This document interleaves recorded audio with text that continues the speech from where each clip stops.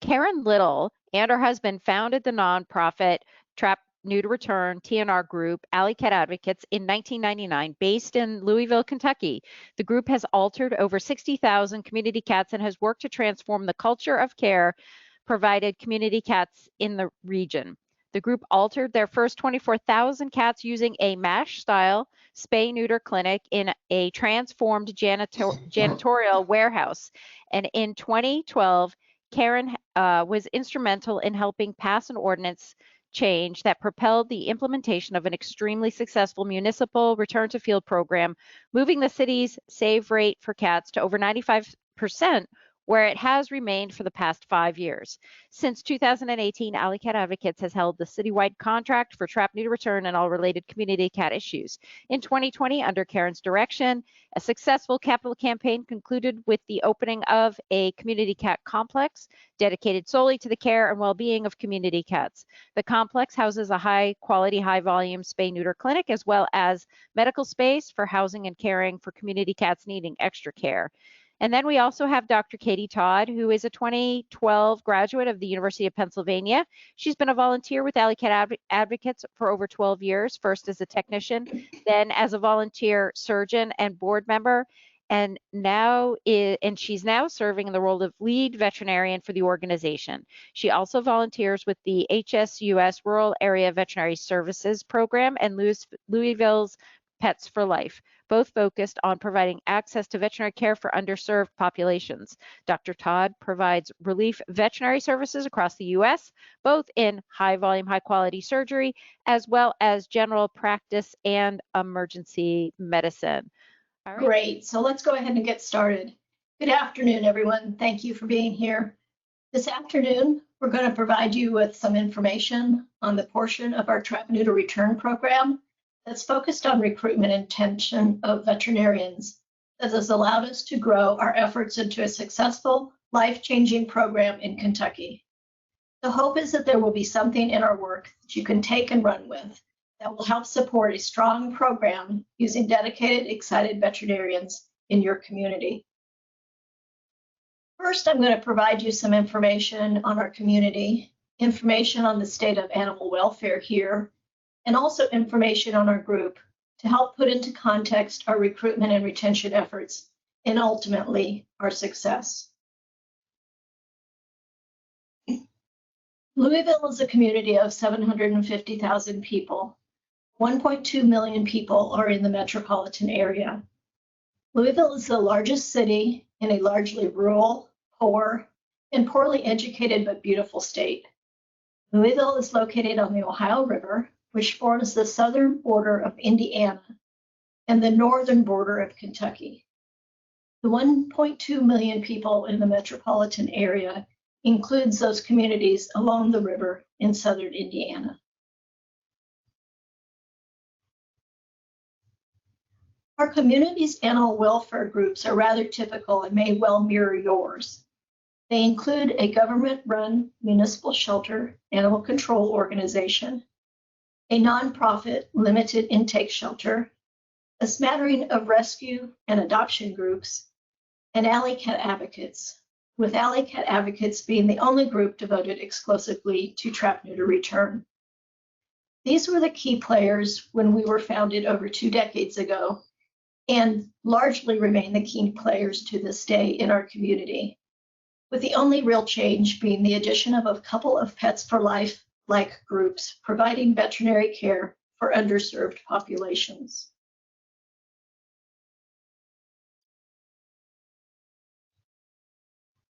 Our group was founded in 1999 by my husband and myself, as Stacy has indicated.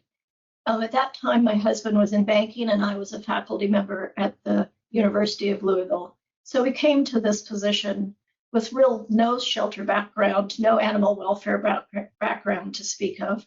So that's probably like a lot of you. At that time in our community, no one was doing any Trap-Neuter-Return. No vets were helping the ferals, except maybe accidentally, and only one at a time. And there was no high quality, high volume spay-neuter clinic in our community. So we were faced with a blank slate and the need to develop from scratch the neuter portion of Trap-Neuter-Return. we seriously had to, on our own, create a process to get the cats altered. We altered our first cat in October of 2000 and altered 41 cats that first year. We thought we were pretty hot stuff, which indeed we were. We were just not doing a lot of cats at that moment in time. We tried a variety of models in that short amount of time to reach those 41 cats, including working in a private clinic on a weekend with volunteer veterinarians, and also borrowing a mobile unit to work out of a church gymnasium, again with volunteer veterinarians. But I was less than pleased with these models, as they were not really able to give us the capacity that we needed to reach our goal. And that goal was to make Louisville the safest city in the country to be a community cat. So we worked to develop a long-term strategic plan centered around models that would allow us to alter the number of cats we needed to reach this goal. Now, again, our community is rather large and your goals may be much, much smaller. But again, having a plan and developing a model that will work to reach your goal is the ideal. So in our case, what were these models and how were we able to keep the veterinarians anxious to help? We started with what we called the Big Fix in early 2001.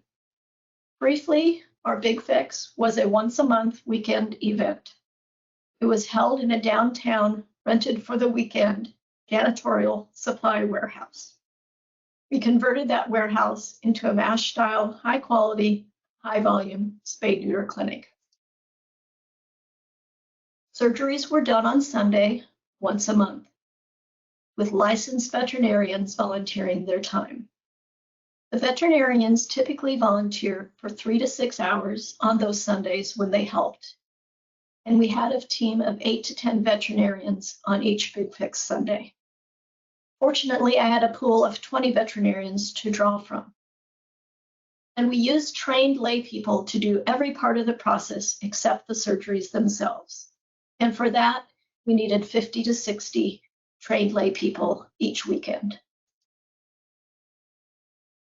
We used the full range of medical equipment that you would find in a private veterinary clinic or in a high-volume, high-quality spay-neuter clinic setting. We owned 85 spay packs. We owned several isoflurane machines to help support the cats as needed. And also we had autoclave machines, 2 or 3, running at a time to make sure that we had all the spay packs sterilized so that each cat got their own pack. Basically, we had the works. The only place where we were really able to cut costs were that our surgery tables were food treatment tables that were purchased at Costco, and the surgery lights were the orange work lights that you might be able to purchase at a local hardware store. They were hot, but they also provided the amount of light that the surgeons needed. This process helped us significantly increase our spay-neuter numbers. We were able to perform as many as 195 surgeries on a single Sunday. And using this model, we performed over 24,000 surgeries between 2001 and mid-2016. From the use of the Big Fix model, we moved to outsourcing our spay-neuter needs to what was then our community's new high-quality, high-volume spay-neuter clinic. We did this successfully for several years as a bridge until we moved to our ultimate goal of operating our own standalone clinic that you see here. Our community cat complex opened in February of 2020. We started with a single paid vet who had volunteered for us at our Big Fixes. She was with us for 6 months. After she left, I drew on the pool of 20 veterinarians we'd grown to know and love from the Big Fixes. For 7 months, these veterinarians would come in and help 1 or 2 days a week, or sometimes maybe 1 or 2 times a month to keep us up and running.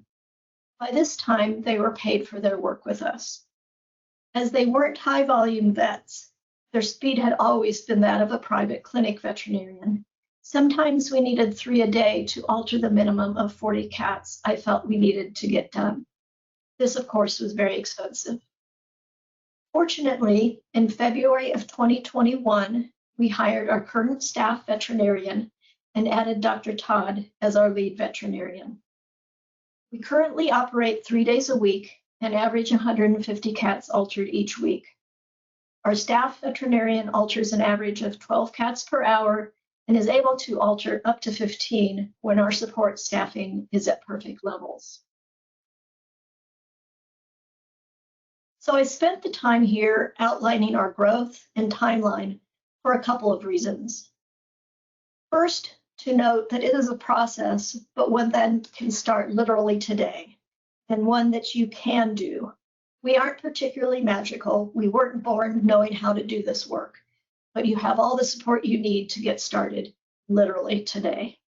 And second, as is obvious, veterinarians are key. Trap-Neuter-Return cannot be done without the neuter, so we must make sure that we do everything in our power to make sure that our veterinarians love us. The rest of our presentation today will highlight our analysis of why veterinarians seem drawn to the work that we do at our organization and how you really can do this and at whatever scale works for your community. I see 4 elements that fell into place for us, which really led us to the success that we've seen over the years. The simple ones are the first 3, and they may seem daunting, but they really are the simpler of the 3. 1, you need to have enough veterinarians in the area to draw from as volunteers, and eventually, or instead, paid staff. You need to have enough lay people in the area to assist in everything but the surgeries themselves. And you need a location to do the surgeries. And most importantly, you need to have the ability to develop an organization that is respected so that the veterinarians trust that the time they spend with the organization will result in all things positive. So let me expand on each of those and how we got those 4 elements to fall into place. So what is an adequate number of licensed veterinarians?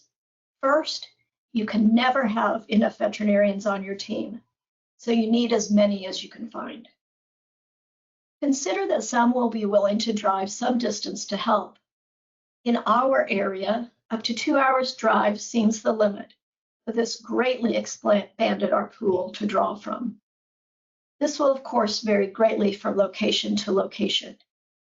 In our situation, drawing from Indiana, even though Indiana is only 5 minutes from our Big Fix event location, was problematic in that the veterinarians needed to be licensed in Kentucky to volunteer for us.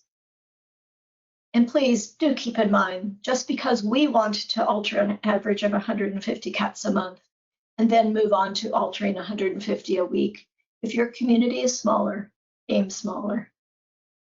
The more veterinarians you include, the more benefits that arise. The veterinarians spread the word amongst themselves about the organization. Make sure that that gossip is positive gossip, and I'll talk more on that later. The veterinarians don't need to be at every event, but can help when they want rather than feel guilty about not helping for a month or 2 if you have enough.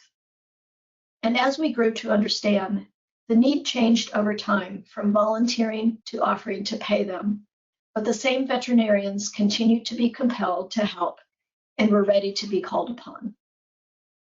For our volunteer veterinarian recruitment events, we were fortunate. I had been a key player in a foster adoption group as a volunteer prior to founding Alley Cat Advocates. In this capacity, as their cat foster coordinator, I was responsible for seeing that the felines got the medical care that they needed. So I met lots of different veterinarians in their different private clinics. I listened intently to everything told to me, and fortunately seemed to learn quickly everything I was told.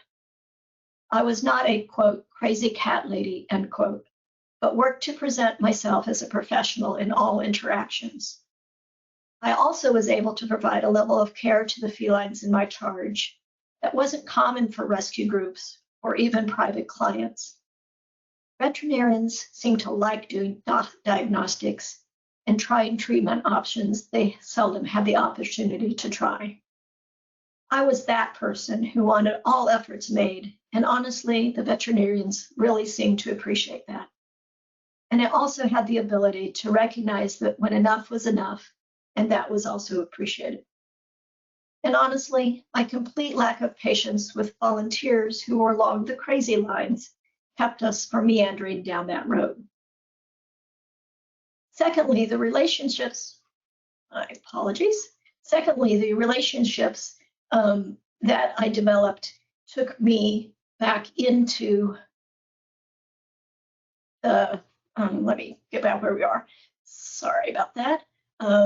Secondly, the relationship with veterinarians that I developed over the years were also brought to Alley Cat Advocates. I was still respectful. I paid all our bills on time. I tried all the methods of improving quality of life, and I called it quits when it was time. Veterinarians seem to like and appreciate these things. So what about volunteers that aren't veterinarians? They will likely have cats. Many will want the opportunity to pet lots of cats while they're sleeping. And many will really want to make a difference for whatever number of cats you're helping. And this is a way to do that with really little time commitment, and certainly no cats in their homes, and also no cats coming to live in their homes for the long term. Just like your veterinarians, it is not likely that you could get too many of these folks. Make sure you match their skill sets to the task at hand, and don't tolerate those who are inclined to stray from the professionalism of the program you're trying to ensure. So the location for the surgery. This is really not as hard as it might seem. If you look at it this way, you'll see what I mean. You need heat and or cooling, electricity, and a water supply. Most every building in your community has these components. In our case, for our big FEX events, our neighbor, my husband and my neighbor, owned a janitorial warehouse. He didn't like cats. He still doesn't like cats, but he liked money. He was rewarded with word of mouth referrals to his business, and we cleaned up after ourselves. We did not have air conditioning in this building, so we doubled up in some of the cooler months, staying away from July and August in the Louisville heat and humidity. The location, as mentioned earlier, was close to the river, so those needing our services in southern Indiana, if they were not scared of driving over the bridge, which is indeed a thing, found that the location was convenient for them. It was also a location that was easy to provide directions for. It was in an industrial area with little crime and no residential structures, and it was absolutely perfect. When we outsourced, the high quality, high volume spay neuter clinic was within blocks of our office. This is a very happy accident and very advantageous. In our current building, it is on the campus of Louisville Metro Animal Services, our government municipal shelter, with whom we have a contract to provide trap-neuter services to for the entire community. We lease the property for a nominal fee, and the lease is decades long, 99 years in fact, and the city pays the utilities for our property. We did, however, conduct a large capital campaign to renovate the space to meet our needs, making it ideal for our work. But now to the key element of recruitment and retention of veterinarians. The reputation of the organization. This is where the biggest difference can be made and will be key to defining your success or lack thereof. It's most definitely the most important aspect of the success of your program. Regarding the reputation, is the organization well run? How well are the lay volunteers trained? What happens if a cat is sick or injured? How will it be cared for? Do the veterinarians have to do anything other than spay neuter? Are the group of people you're working with crazy cat people with lots of drama, or are they running a well-oiled machine with quiet calmness, get the job done attitude? Make volunteering for your veterinarians as easy and risk-free as possible. Speaking of easy and risk-free, It helps tremendously if you have established protocols so that each visit to volunteer or work for pay is the same. Change very little and very infrequently. And when you do so thoughtfully and with clear communication with your volunteer and or paid staff. Almost all aspects of volunteering was consistent across all veterinarians at our Big Fix events. The suture pattern was the same. We dictated what was to be used. The instruments we offered in the Spay packs were the same across all veterinarians.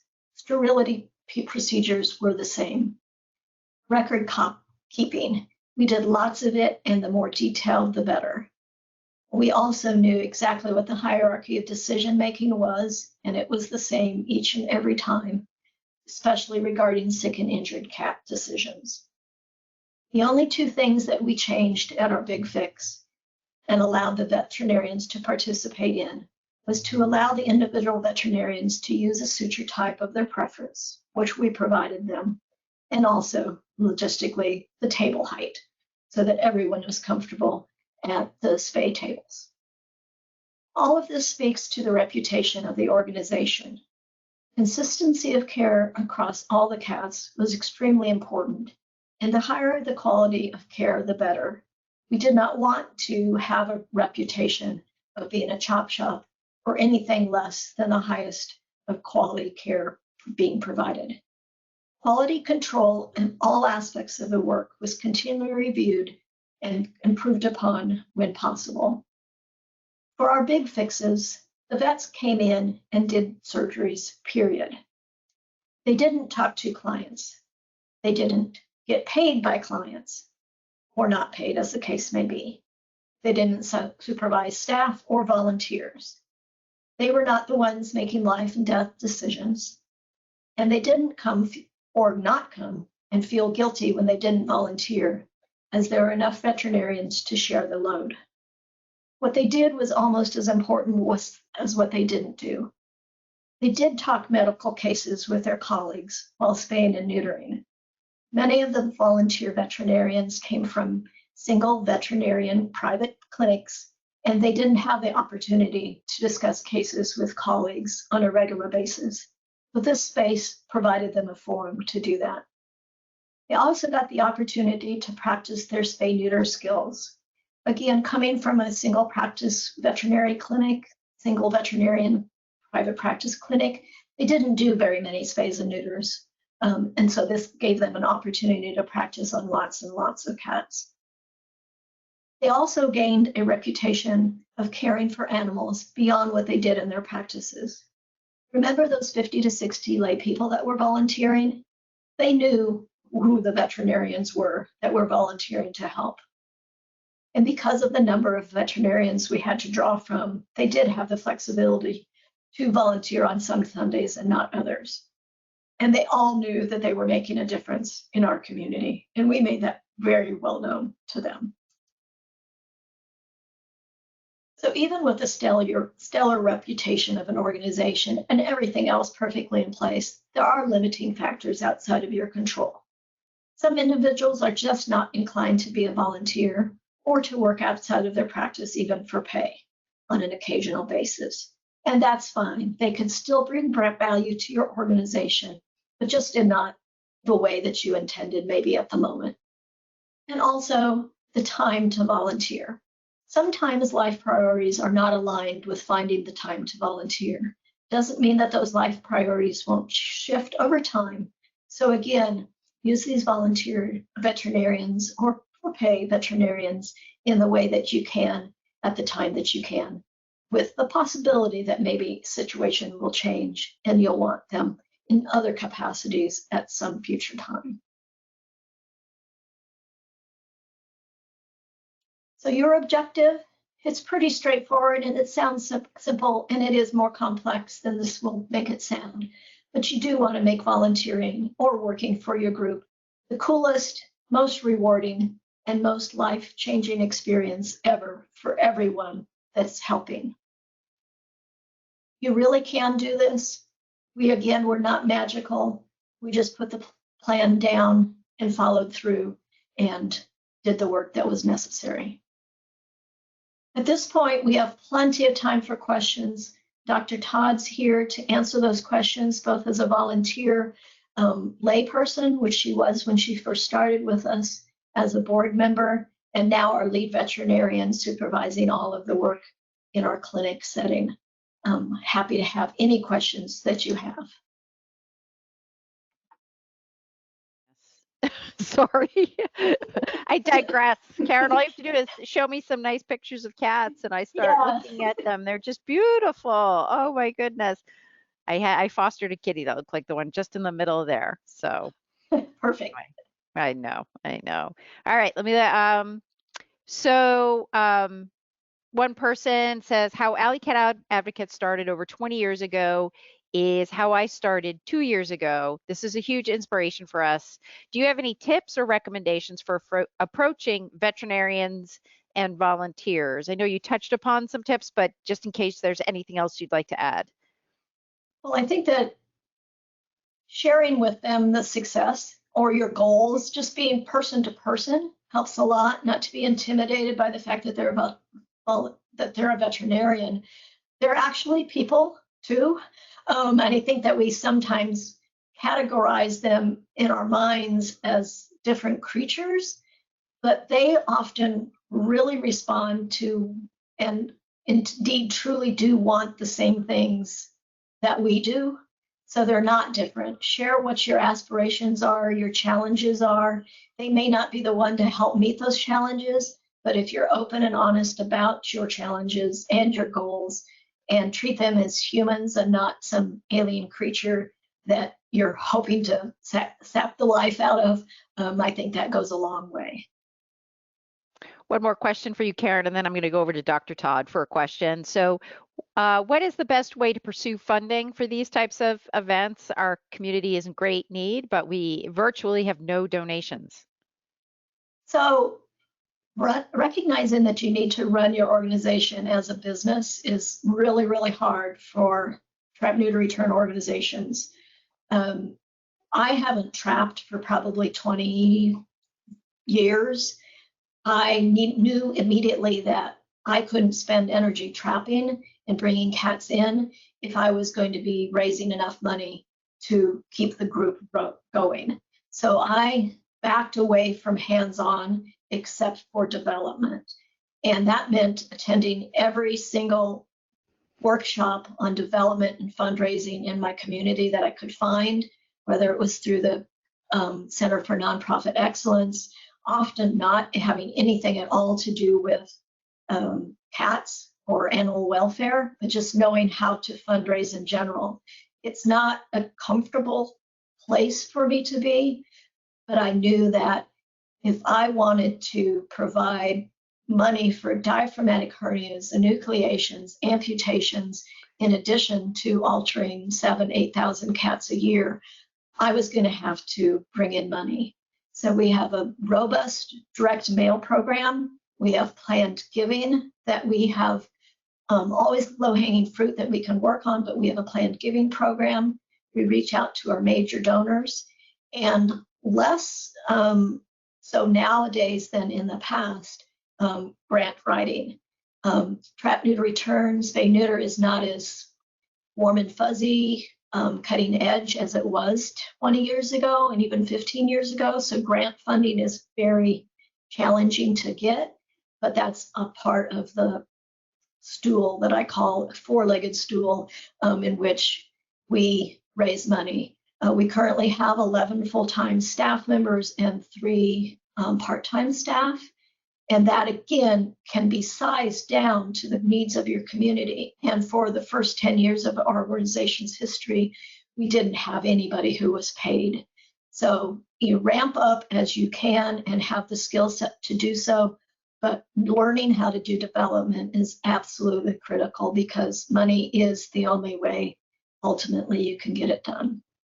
I agree with you 100%. And I used to always tell folks I would spend 80% of my time on development and networking and outreach and 20% sort of on my direct hands-on operational stuff.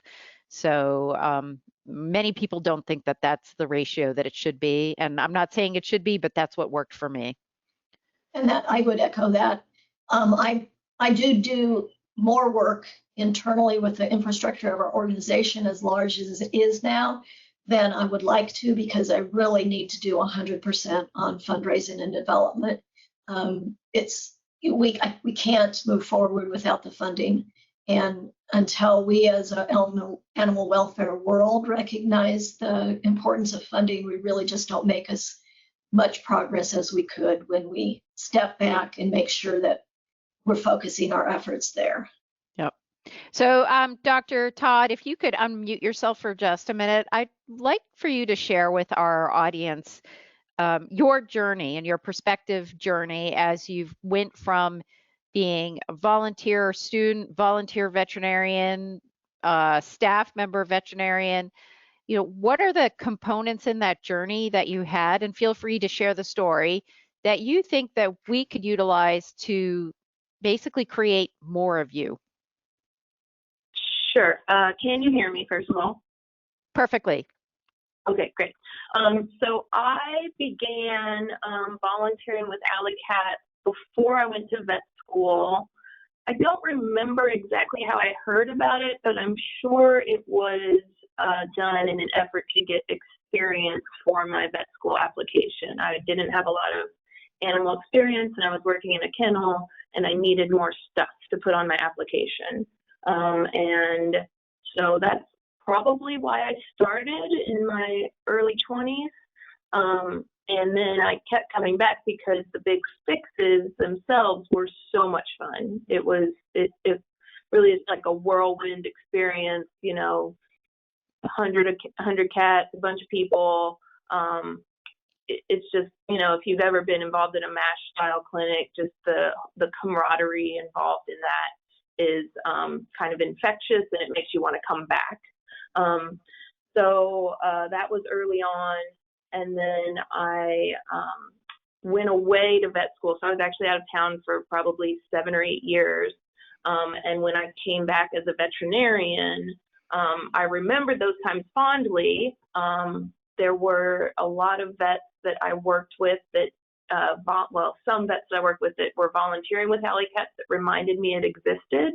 And I will stress that word of mouth among vets was probably a really good recruiting tool for those early days when you're just looking for volunteers to come in maybe one day every few months. Having other vets, you know, mention how fun it is was a great way to get more people on board. So, and especially coming right out of school, a lot of us don't have a lot of experience in surgery the way that the vet schools are run these days. And so using the practice aspect of it as a recruiting tool. So, you know, you may do 2 spay surgeries in vet school and then graduate, and then you're a vet. And then you go into a job, and then your job may just start scheduling you spay surgeries, which you may or may not be comfortable with. So depending on, you know, where they are in their careers, many vets are looking for more spay experience. And so in those early days when it wasn't necessarily essential to have people doing 8-minute spays or 7-minute spays, having less experienced vets to come in and just do the work and be willing to volunteer their time to do it is quite helpful. Now that our organization is further on, we actually have vets that want practice, but we kind of have to turn them down because it slows our process down. So our primary surgeon is so efficient, and our staff are so efficient working with her, that if we add in a second surgeon who maybe takes 20 minutes to spay a cat, it just kind of throws a kink into things, and we can't get what we need done. So, but if you're using volunteer labor, you take what you can get.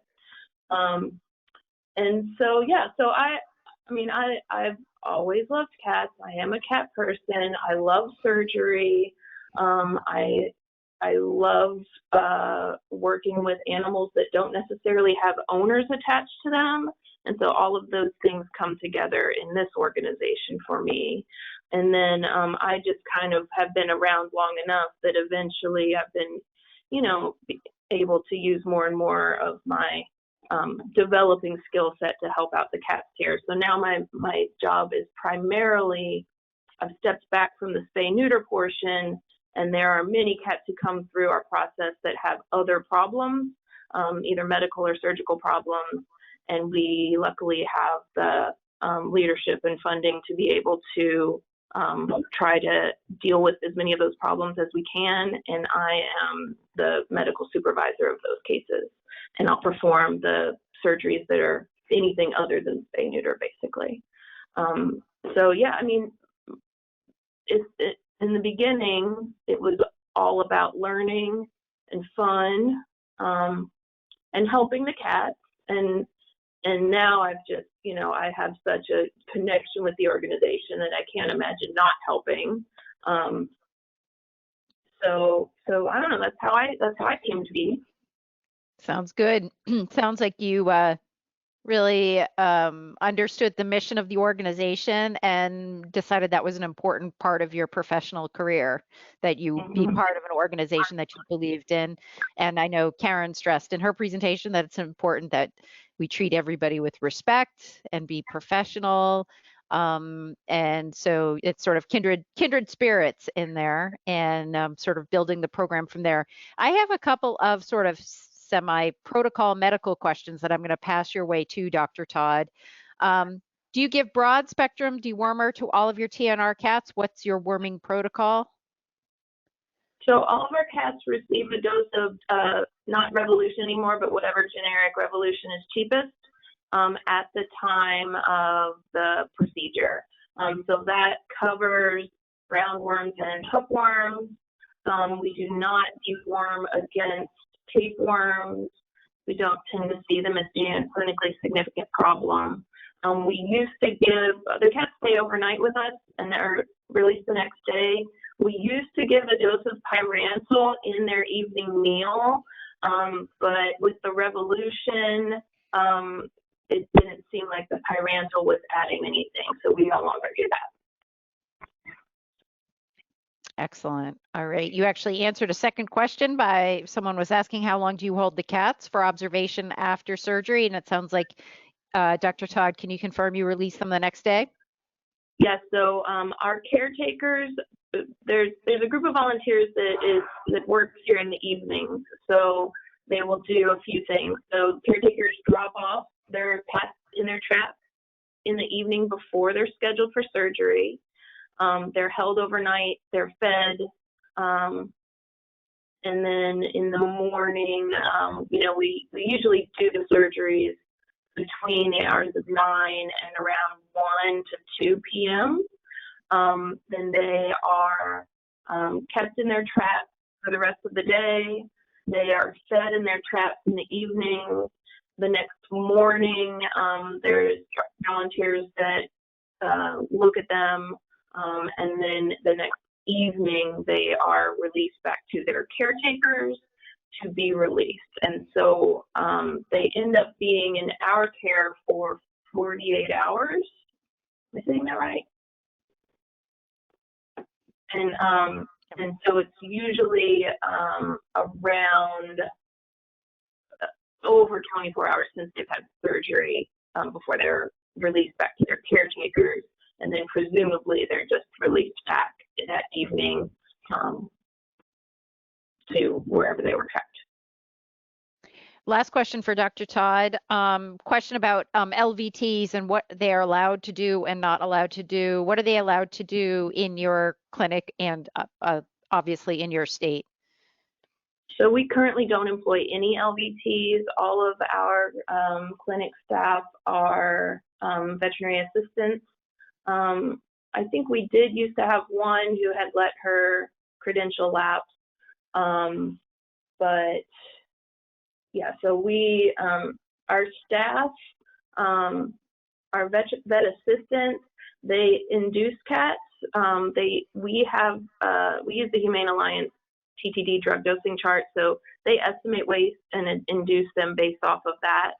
They prep the cat, they intubate, they draw blood, they give injections. All of the medications that we use, there are protocols for them. So if there are any medications in addition to what our normal typical procedure is, they are based off of standing orders or medical protocols that have been made by me. So it's delegated. There is a vet on premises for all of that when all of the animals are anesthetized. We do keep some animals overnight for continuing care for various things. There's not always a vet on premises for the evening treatment. There are sub-Q injections done and sub-Q fluids, but never any IV injections or anesthesia without a vet present in the building. Karen, I've got a couple more questions for you in here, some strategic questions. So based on your experience, could you estimate a minimum population level for implementing, sustaining such an operation? Could this be done just anywhere, even like in a small town environment? Yes, I absolutely think it could be done anywhere in a small town environment.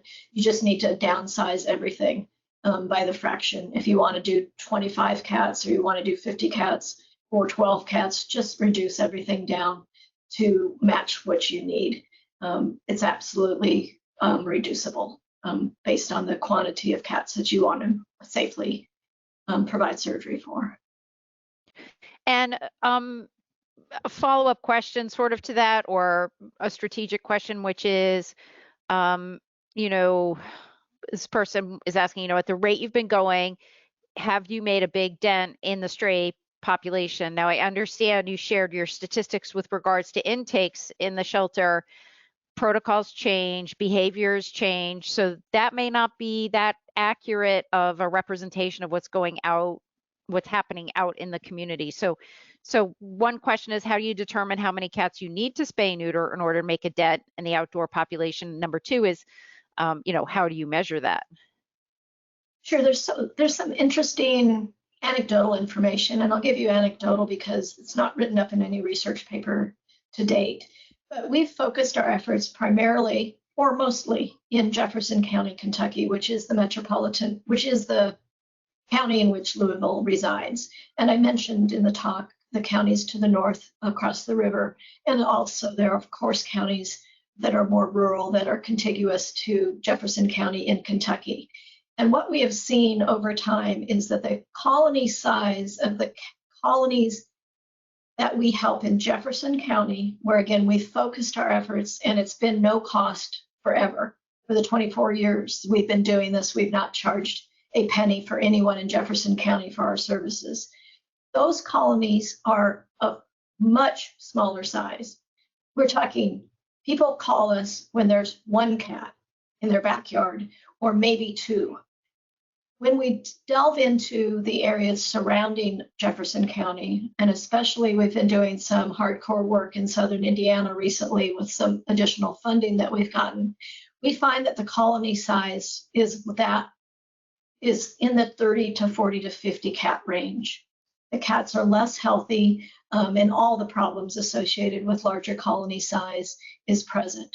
Those are the sizes of the colonies that we used to see in Jefferson County when we were first starting. It was universally a disaster. 40 cats was common in a colony. But now we see those small county colonies in Jefferson County, and when we branch out, we once again see those large county colonies. So while I cannot speak to whether we've made a dent in the number of stray cats that are out in the world, while I can certainly make a case that I've made a difference on individual cat levels, I can also make the case that the colony size has been so much reduced in Jefferson County that we're clearly making an impact beyond those individual animals. It's also interesting to note that over time, the culture in our community, particularly Jefferson County, but also in the other lying counties who call us in desperate need of assistance, the calls that come to us are for exactly what we do. No longer is there lack of clarity about what our organization might be providing services for. And also those calls are increasing. So while we my husband and I did this work in our kitchen at one point. We're now reaching 8,000 calls a year for assistance. So people now understand that we will provide this service for them and the cats that they care for. And the corollary is that they now expect services after the spay neuter for the medical issues that arise in their cats, in their colony. And fortunately, we have such a robust partnership with our municipal shelter. We're on their campus. We share resources on a daily basis. Those cats, the sick and injured ones, are provided excellent, high quality care by our municipal shelter. They will not euthanize a cat if they, for any reason, unless they can't return the cat to a quality of life. And that's really a cultural shift that we've seen over the 24 years that we've been in existence, where when we started, they were euthanizing every cat that came into the shelter. And now they absolutely will do everything in their bucket to save any animal that comes in. And if they, for some reason, are struggling with the care, long-term support for a cat, they'll reach out to us and we'll provide that care and support. It's the normalization of TNR. Absolutely. It's expected, it's appreciated, and it's not going away. I mean, I decided, not in isolation, but that we wanted this facility on this campus to make it harder for it to go away. We're here, we're doing it, the ordinance demands it. The ordinance is not going away, and the services that we provide are not going away. If we can bring in close to $1 million a year, which is our current budget, to provide services for community cats, and if that's what it takes, we'll do that. Clearly, it's something that's a need in our community, and I think obviously countrywide. So you touched upon you actually answered two questions that were out there. So your annual budget, you said, was $1 million. Is that what you just said? Under $1 million. Under $1 million. And then the relationship with the county or the city being on the grounds, how do you prevent them from trying to come in and take over your business? There's no problem or chance that they are even interested in doing that. They have their hands full with what they do, and they know that we have our hands full with what we do. And by working together, but also in our own lanes, we're able to maximize efficiencies and be more effective in what we do as a community. We share resources. We document the sharing without a doubt. We will spay and neuter all the cats that come into the shelter that are returned to field cats. We spay and neuter all of those cats. They roll them over to us in a cart across the parking lot. They roll them back at the end of the day. Their officers return them. They have blood analyzing machines so that we can do diagnostics at their facility. They have x-ray equipment so we can do an x-ray for the cat that has been reported to have a limp. We can do those things at their facility, and our facility will do dental procedures for their cats, and we'll provide them with that extra care if they need it along the way. So there's no chance with the partnership that we've developed that they want anything to do with what we do. They want us to do our thing, and we want them to do their thing. What was your first paid position, Karen? With the organization? I was the executive director. I started part-time in 2011, getting paid. Another question here, and I think it is for Karen, but Karen, please deflect over to Dr. Todd if I am incorrect in asking it of you. Could you expand on how you handle the sick and injured and other cats that might not be able to be returned outside? You know, how do you handle those situations, especially where there isn't a community of dedicated cat caretakers available? Okay. I'll keep it as brief as I can. When my husband and I founded the group, we had a blank slate, as I mentioned earlier. And the question was posed in our heads, well, what if a cat comes to us that has a medical issue and needs something done with it beyond spay neuter? Well, our answer with a blank slate is, well, we want to fix it. We don't want to euthanize it. if it's a treatable condition, and we're certainly not going to put it back outside to suffer. So that leaves fixing it, whatever that it might be, broken leg, diaphragmatic hernia, need for an eye removal. So what's the only barrier to doing that? The only barrier is money. Okay, so raise enough money so that that barrier is removed. It is absolutely as simple as that. So I don't want to euthanize cats. I don't want to put them back out inhumanely. So I'm going to spend my efforts raising enough money so that that doesn't happen. So it's only 1% of the cats that come to us. Maybe some seasons, spring of the year, with the males, 2% of the cats that come through our program that have anything needed beyond the spay neuter. So the huge bulk of our cats, as Dr. Todd mentioned, are here for 48 hours, in and out, in and out, in and out. But then the resources and the time is spent largely on those that don't have that fast turnaround. And we diagnose, we figure out what the problem is, and then we treat it regardless of what the level of cost is. We do that without regard to the cost. We want that cat to have the best quality care and the best life experience that we can provide. What it's turned out to do for our community is it provides veterinarians, when we do have to outsource care, with an opportunity to have unlimited resources to work on a cat with a medical condition that they may not ever see or seldom see, or will see when a private client brings the cat into them, and that private client won't have the funding to fix it. So it gives a training opportunity for the veterinarians in our community to see, oh, well, that's what you can do if you have the resources. Or maybe you find that, yeah, but it wasn't really a long-standing solution. So again, a training opportunity for those veterinarians. It also allows us to attract volunteers to our organization and veterinarians to be respectful and sing praises for our organization, because we will provide that high quality of care. It's not a chop shop. It's not, we're going to throw this cat under the bus because it's going to cost too much. We're going to give them the absolute best care that we can provide. And those decisions are made on a case-by-case basis as the cats flow through our process. And Dr. Todd mentioned this and may want to elaborate on it. This cat coming through that looks like this gets this kind of extra treatment. This cat comes through and it has 3 to 4 grade periodontal disease. It's going to have blood work drawn, run across the parking lot, run that blood. We are then ready to prepare to treat that cat such that it will be prepared and ready for the dental procedure that we'll schedule in the coming weeks.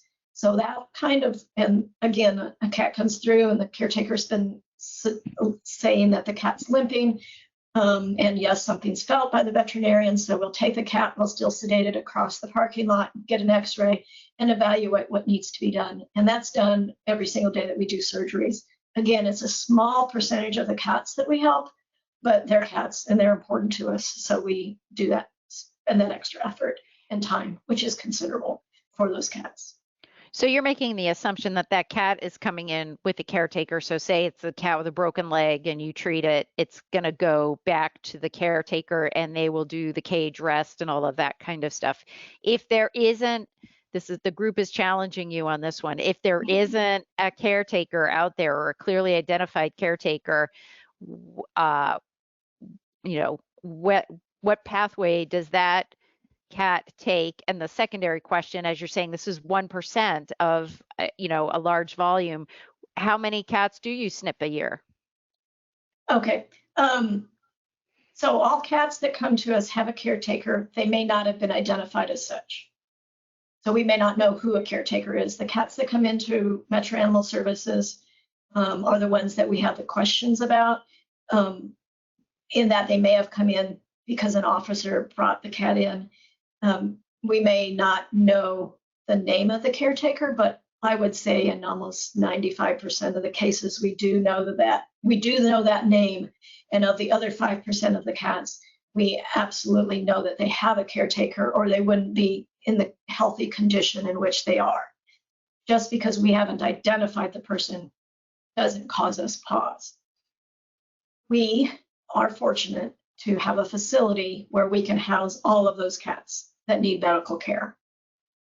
So they don't go back to the caretaker for cage rest. They stay with us. We're only keeping cats that are sick and or injured enough such that they need hospitalization.